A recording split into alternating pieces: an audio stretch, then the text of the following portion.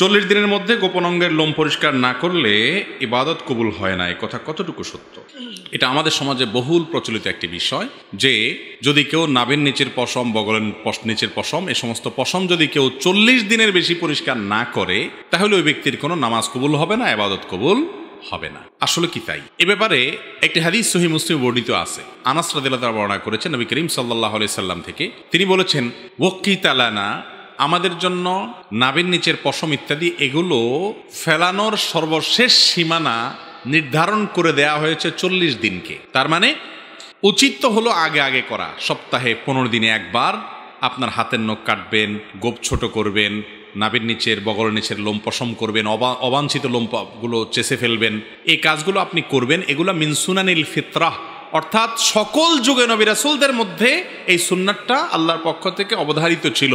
এটা প্রকৃতিগত সুন্নাহ, সৃষ্টিগত সুন্নাহ। মানুষকে এভাবে সৃষ্টি করেছেন এগুলো শরীরে বাড়ে, সেজন্য এগুলো কমাতে হয়। এটা আল্লাহর সুন্নাহ, আল্লাহ তাআলা এটা করার নির্দেশ করেছেন, সমস্ত নবীগণের সুন্নাহ এটা। তো সেই সুন্নাহটা পালন করবেন সপ্তাহে একবার, না হয় 15 দিনে একবার, নয় 3 সপ্তাহে একবার, নয় 4 সপ্তাহে একবার, সর্বোচ্চ 40 দিনের মধ্যে একবার অবশ্যই করবেন। 40 দিন যদি পার হয়ে যায় তারপরেও না করেন, অর্থাৎ এই পশমগুলো বড় হয়ে গেছে, 40 দিন পর্যন্ত চাষেন নাই, তাহলে সেক্ষেত্রে নখ বড় হয়ে গেছে, 40 দিনে বেশি হয়েছে, তাও আপনি কাটেন নাই, এরকম যদি হয় তাহলে সেক্ষেত্রে আপনি গুনাহগার হলেন। কারণ হাদিসে নবী করিম সাল্লাল্লাহু আলাইহি সাল্লাম 40 দিনের মধ্যে এটাকে কাটার নির্দেশ করেছেন, 40 দিনকে চূড়ান্ত সীমা নির্ধারণ করেছেন। অনেক উলামা ইকরাম বলেছেন এটা কাটাটা ফরজ ওয়াজিব না, তবে উত্তম। 40 দিনের পরে গেলে সেটা উত্তমের খেলাফ হবে। কিন্তু কোনো হাদিসে এই কথা বলা নাই যে 40 দিনের পরে যদি কাটা না হয় তাহলে নামাজ হবে না বা নামাজ কবুল হবে না, এমন কোনো কথা হাদিসে নাই। অতএব অন্যান্য ইবাদতের সাথে এর সম্পর্ক নাই। তবে হ্যাঁ,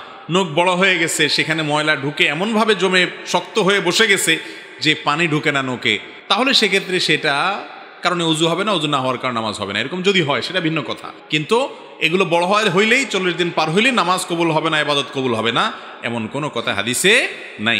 ইবাদতের জায়গায় ইবাদত কবুল হবে যদি ঠিকঠাক মতো পবিত্রতা অর্জন করেন, ঠিকঠাক মতো নামাজ কালাম পড়েন, শর্তগুলো পালন করেন, তাহলে নামাজ ঠিকই হয়ে যাবে, ইবাদত ঠিকই হয়ে যাবে। কিন্তু 40 দিনে বেশি চাষেন নাই, ছোট করেন নাই, সেজন্য আপনি আলাদা গুনাহগার হবেন, সেটা ভিন্ন কথা। বুঝাতে পারছি বিষয়টা?